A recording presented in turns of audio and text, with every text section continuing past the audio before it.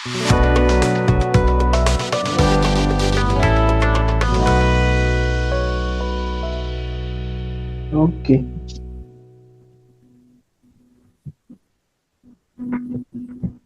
Ya, Assalamualaikum warahmatullahi wabarakatuh.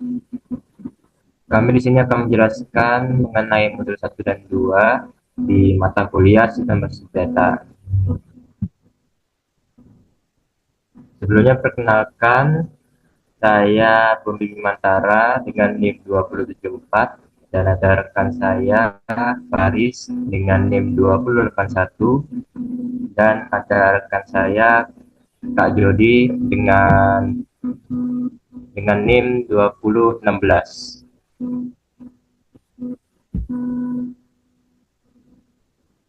Kali ini kita akan bahas mengenai studi kasus bengkel. Dan di modul 1 kita akan melakukan pembahasan yaitu identifikasi entity dan atribut, identifikasi entity dari multi value atribut dan redundant atribut, catat atribut yang tidak bisa dimasukkan ke entity yang ada, penentuan primary UID dan secondary UID setiap entity, dan yang terakhir identifikasi relationship antar entity. Next. Yang pertama, identifikasi entity dan atribut. Entity nama parts dengan kategori benda nyata. Deskripsinya, entitas ini menyimpan tentang berbagai nama parts yang tersedia di bengkel Honda Jaya Raya. Alasannya yaitu data nama parts yang dibeli oleh pelanggan harus dicatat. Pencatatan ini penting karena setiap kali suku cadang dibeli, jumlah stok di gudang akan berkurang. Atributnya yaitu ID parts, nama parts, kode parts, ID jenis parts, ID layanan, ID diskon stok, harga, dan deskripsi. Keterangannya, ketika sebuah transaksi terjadi, ID parts akan menjadi kunci utama dalam entitas detail penjualan. Next, entity jenis parts. Kategorinya benda abstrak. Deskripsinya yaitu entitas ini berfungsi untuk menyimpan data kategori atau jenis barang yang ada di bengkel. Alasannya karena menjadikan jenis suku cadang ke dalam entitas terpisah membantu menghindari duplikasi data yang berlebihan jika dimasukkan langsung ke entitas barang. Atributnya yaitu ID jenis parts, nama jenis parts, dan deskripsi. Keterangannya yaitu saat jenis barang dijadikan entitas, atribut terkait dapat dihapus dari entitas barang. Untuk merekam jenis barang tertentu dalam entitas barang, cukup gunakan UID dari jenis barang tersebut. Next, entity kendaraan. Kategorinya benda nyata.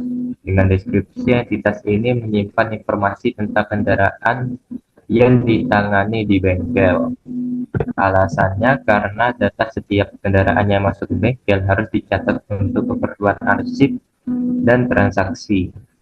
Atributnya yaitu ID kendaraan, nomor polisi kendaraan, merek kendaraan, warna kendaraan, tahun kendaraan, dan jenis kendaraan.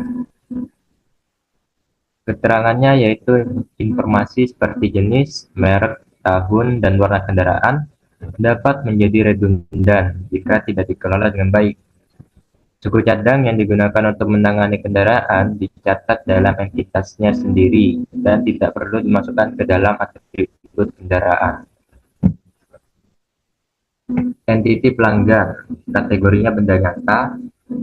Deskripsinya yaitu entitas ini menyimpan data identitas pelanggan.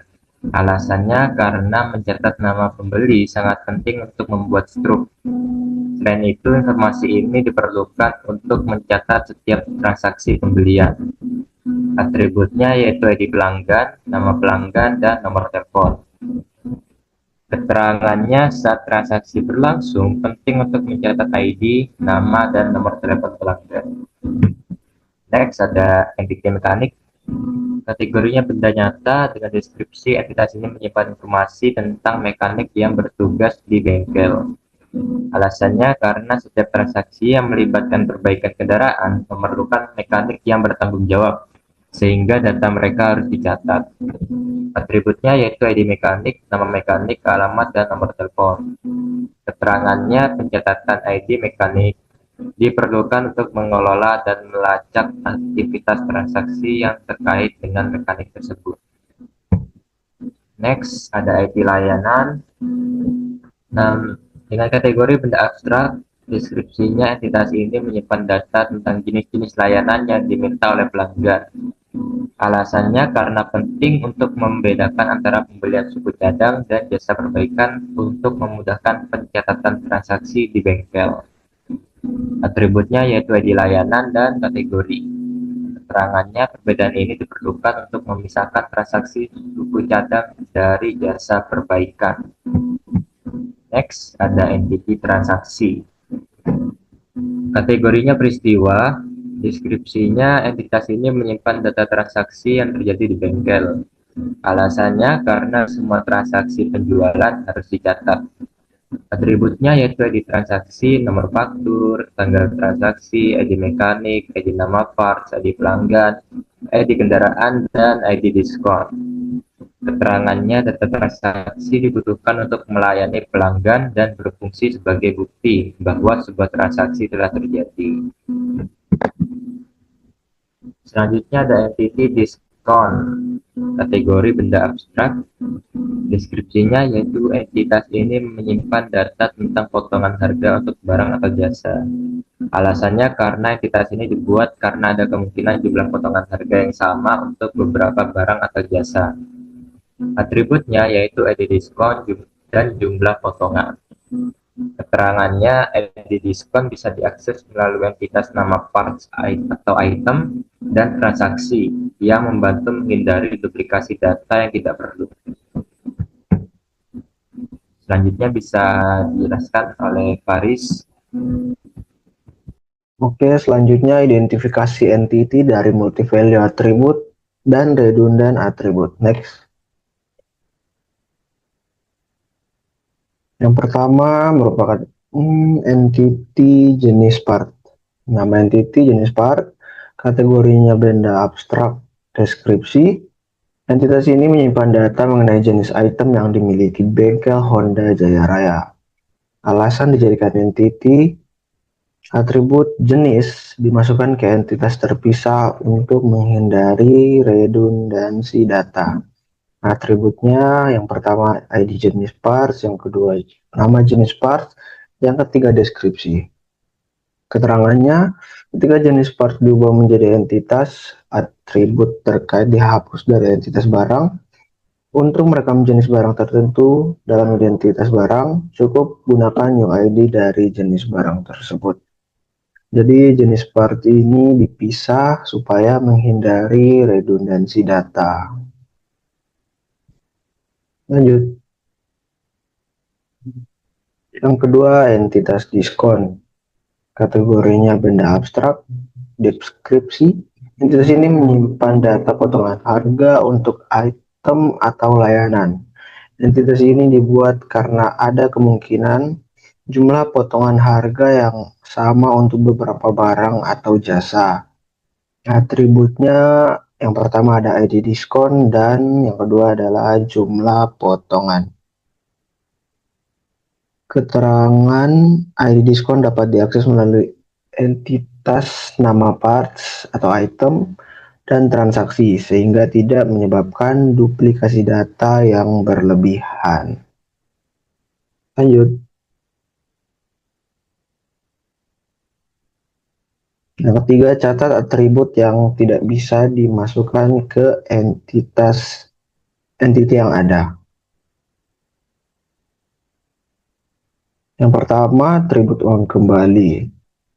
Atribut uang kembali ini harusnya berada di entity transaksi. Alasan tidak dijadikan atribut dalam entity transaksi adalah atribut ini tidak dijadikan karena tidak boleh ada operasi dalam satu entitas perhitungan uang kembali. Jadi kan uang kembali itu merupakan sebuah perhitungan atau operasi dari uang yang dikasih dikurangi dengan harga harga atau harga total. Lanjut. Setelah itu atribut total harga. Entity transaksi. Jadi total harga ini berada di transaksi. Alasan tidak dijadikan atribut di entity transaksi adalah total harga tidak dimasukkan sebagai atribut karena akan dihitung melalui query. Sama seperti tadi, karena total harga ini juga merupakan sebuah operasi dari harga barang dikali dengan jumlah barang yang mau dibeli. Oke, next. Oke, lanjut. Boleh dijelaskan oleh Kak Jo. Oke, selanjutnya yaitu penentuan primary UID pada secondary UID setiap entity. Next. Nah, untuk entity-nya yaitu nama item. Untuk daftar UID-nya yaitu ada ID parts, ID jenis parts, ID layanan, dan ID diskon. Untuk ID parts itu ada natural, natural dan primary. Untuk ID jenis part itu ada artificial dan secondary. Untuk ID layanan artificial dan secondary. Dan untuk ID diskon artificial dan secondary. Lalu untuk jenis parts yaitu ada ID jenis parts dengan artificial dan primary. Lalu ada kendaraan. Kendaraan itu ada ID kendaraan dan nomor polisi kendaraan, yaitu ID kendaraan artificial dan primary, lalu nomor polisi kendaraan natural dan secondary. Lalu untuk pelanggan, yaitu ada ID pelanggan dan nomor telepon. ID pelanggan artificial dan primary dan nomor telepon natural dan secondary. Untuk mekanik yaitu ada ID mekanik dan nomor telepon. ID mekanik itu artificial dan primary dan nomor telepon natural dan secondary. Untuk layanan ada ID layanan yang bersifat artificial dan primary. Untuk transaksi ada ID transaksi, ID mekanik, ID part, dan nomor faktur dan ID diskon. Untuk ID transaksi yaitu artificial dan primary, dan ID mekanik artificial dan secondary, ID parts natural dan secondary, nomor faktur natural dan secondary, dan ID diskon artificial dan secondary. Lalu untuk diskon ada ID diskon yang bersifat artificial dan primary. Next. Selanjutnya ada identifikasi relationship antar entity. Next. Nah, untuk identifikasinya yaitu ada transaksi memiliki nama parts dan nama parts memiliki jenis parts. Untuk jenis eh, transaksi juga memiliki pelanggan, kendaraan, dan mekanik. Untuk nama parts ada memiliki jenis parts dan dimiliki layanan dan memiliki diskon. Diskon memiliki nama parts. Lalu ada pelanggan kendaraan yang memiliki pelanggan atau pelanggan yang memiliki kendaraan. Lalu ada mekanik yang layanan yang dimiliki oleh mekanik atau mekanik yang oleh dimiliki oleh layanan. Next. Selanjutnya modul 2 bisa dilanjutkan.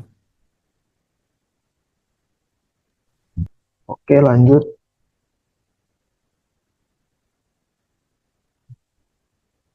Oke, di modul 2 ini kita punya 5 pembahasan.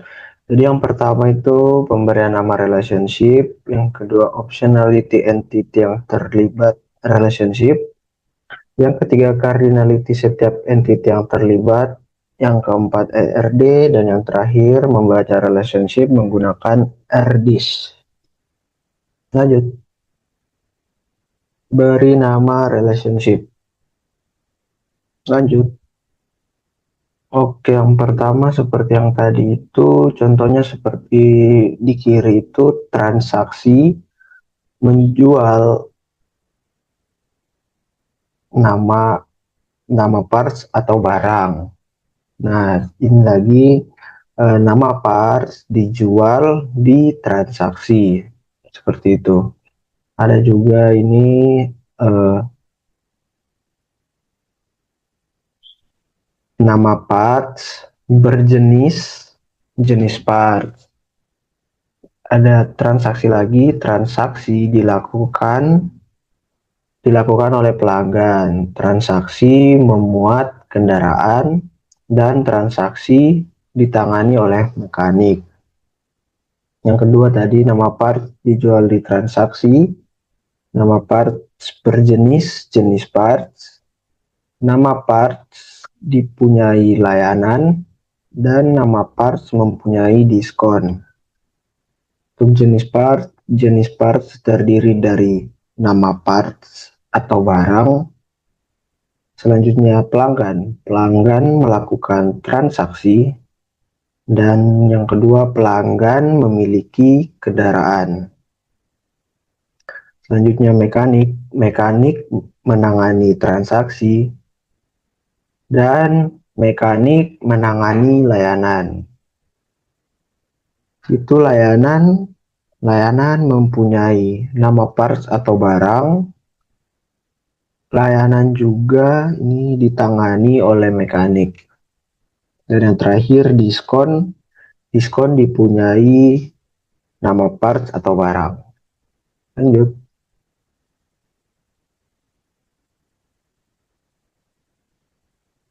Oke, boleh dilanjutkan. Oh, saya. Optionality entity yang terlibat relationship. Lanjut. Relationship nama parts ke jenis parts. Jadi nama parts itu wajib karena setiap nama parts harus memiliki jenisnya. Saat menambahkan data parts baru harus dicantumkan jenisnya. Untuk jenis parts itu tidak wajib karena sebuah jenis part tidak harus memiliki parts yang terkait dengannya. Lanjut. Relationship nama parts ke layanan. Nama parts itu wajib karena setiap parts harus mempunyai layanan. Ketika menambah data parts baru, harus dicantumkan layanannya. Untuk layanan sendiri tidak wajib karena layanan itu tidak harus ada partsnya. Lanjut. Relationship nama parts ke diskon. Untuk nama parts itu wajib karena setiap nama part harus ada apabila ada diskon. Nah, untuk diskon sendiri tidak wajib karena eh, tidak setiap part harus mempunyai diskon. Lanjut. Relationship nama parts ke transaksi. Untuk nama parts itu wajib karena setiap nama parts harus dicantumkan dalam transaksi. Untuk transaksi juga itu wajib karena setiap transaksi harus ada nama part yang dibeli. Lanjut.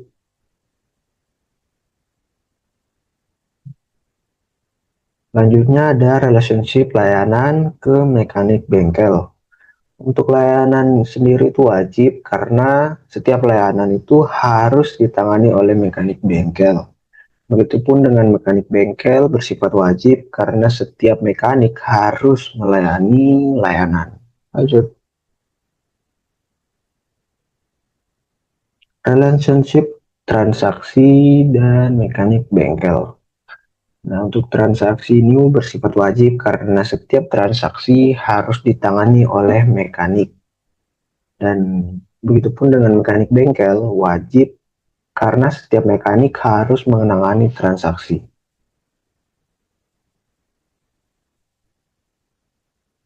Selanjutnya, relationship antara transaksi dan kendaraan. Untuk transaksi bersifat wajib karena transaksi harus memuat kendaraan. Begitupun dengan kendaraan bersifat wajib karena setiap kendaraan harus eh, dimuat dalam transaksi. Selanjutnya relationship transaksi dan pelanggan.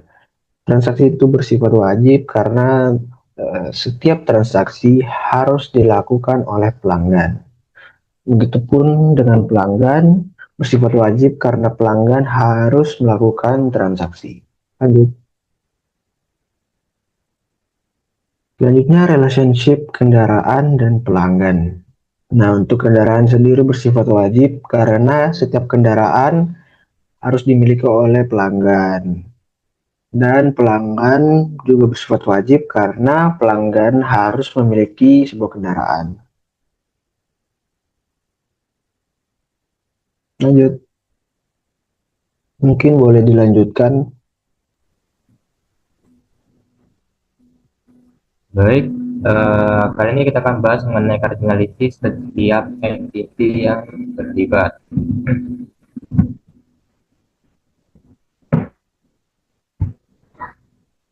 Yang pertama yaitu relationship antara nama parts dengan jenis parts. Cardinality-nya one to many, one di sisi jenis parts, dan many di sisi nama parts. Dalam database, setiap kali mencetak baru di tabel nama parts, harus menyertakan primary UID dari jenis parts. Dan yang kedua adalah relationship nama parts dan layanan. Cardinality-nya one to many, one di sisi layanan, dan many di sisi nama parts. Pada database, di setiap pencatatan barang atau jasa baru di tabel nama parts harus menyertakan primary UID dari layanan. Selanjutnya ada relationship nama parts dan diskon. Cardinality-nya one to many, many di sisi nama parts, dan one di sisi diskon. Ketika mencetak parts baru, tabel nama parts harus menyertakan primary UID dari diskon. Selanjutnya relationship nama parts dan transaksi. Cardinality-nya one to many, one di sisi transaksi, dan many di sisi nama parts. Saat mencetak transaksi baru, tabel transaksi harus menyertakan primary UID dari nama parts. Selanjutnya ada relationship layanan dan mekanik bengkel. Cardinality-nya one to many, one di sisi layanan, dan many di sisi mekanik bengkel. Saat sebuah layanan ditangani oleh mekanik, tabel mekanik bengkel harus menyertakan primary UID dari layanan. Selanjutnya ada relationship transaksi dan mekanik bengkel. Cardinality one to one dengan one di sisi transaksi dan one di sisi mekanik bengkel. Setiap transaksi baru yang dicatat di tabel transaksi harus menyertakan primary UID dari mekanik bengkel. Selanjutnya relationship transaksi dan kendaraan. Cardinality one to many, one di sisi kendaraan dan many di sisi transaksi. Setiap transaksi baru yang dicatat di tabel transaksi harus menyertakan primary UID dari kendaraan. Selanjutnya relationship transaksi dengan pelanggan. Cardinality one to many, one di sisi pelanggan dan many di sisi transaksi. Setiap transaksi baru di tabel transaksi harus menyertakan primary UID dari pelanggan. Selanjutnya relationship kendaraan dan pelanggan. Cardinality one to one, one di sisi kendaraan dan one di sisi pelanggan.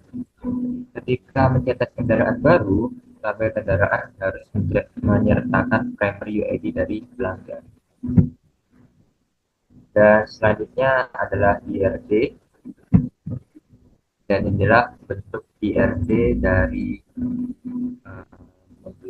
modul 2. Ini kita lihat ada entitas kendaraan, transaksi, lalu ada atribut dan relationship serta cardinality. Next bisa dilanjut oleh Kak Jo.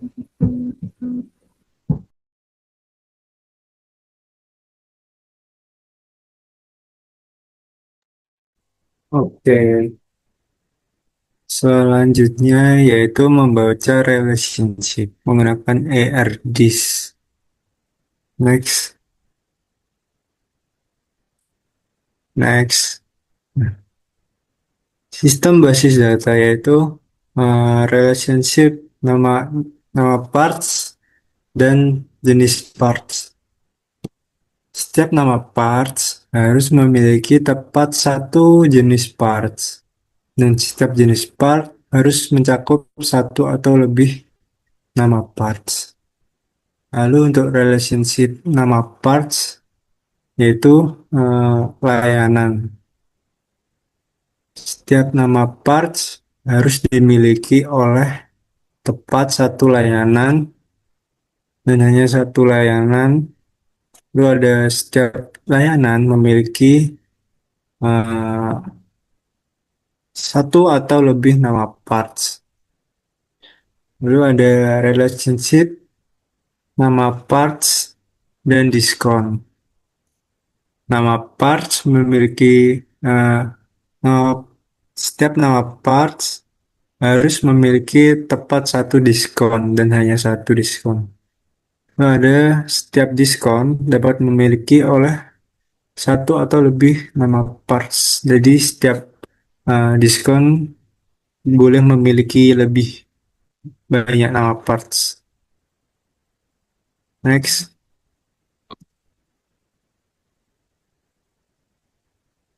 Lalu ada relationship nama parts dan transaksi. Setiap nama parts harus termasuk dalam tepat satu transaksi. Dan setiap transaksi harus satu atau lebih nama parts. Jadi nama parts itu termasuk dalam satu transaksi. Ada relationship layanan dan mekanik bengkel. Setiap layanan harus ditangani oleh satu atau lebih mekanik. Lalu ada setiap mekanik bengkel harus menangani tepat satu layanan dan hanya satu layanan. Relationship, transaksi, dan mekanik bengkel. Setiap transaksi harus dikelola oleh tepat satu mekanik bengkel dan setiap mekanik bengkel harus menangani tepat satu transaksi.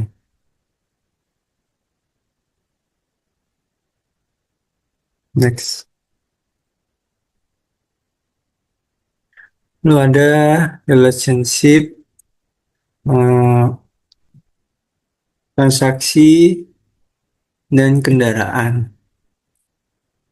Setiap transaksi harus melibatkan eh, tepat satu kendaraan, hanya satu kendaraan, dan setiap kendaraan eh, harus eh, setiap kendaraan dapat terlibat dalam satu atau lebih transaksi.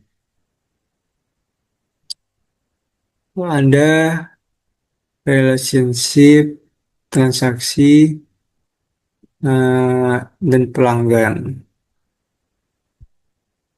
Setiap transaksi itu harus dilakukan oleh tepat satu pelanggan. Dan setiap pelanggan dapat melakukan satu atau lebih transaksi. Lalu ada eh, relationship kendaraan sampai sampai dan pelanggan. Setiap kendaraan itu harus memiliki satu pemilik, yaitu sebagai seorang pelanggan. Dan setiap pelanggan harus memiliki tepat satu kendaraan. Next.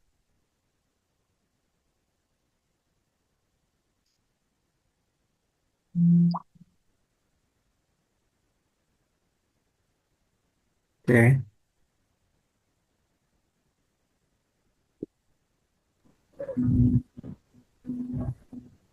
Oke, mungkin itu saja presentasi dari kelompok kami mengenai modul 1 dan modul 2, IRP, dan segala macamnya.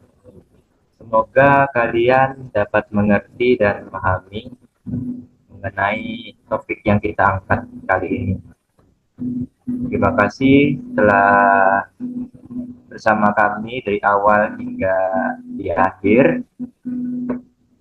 Kami akan mengundurkan diri. Terima kasih semuanya.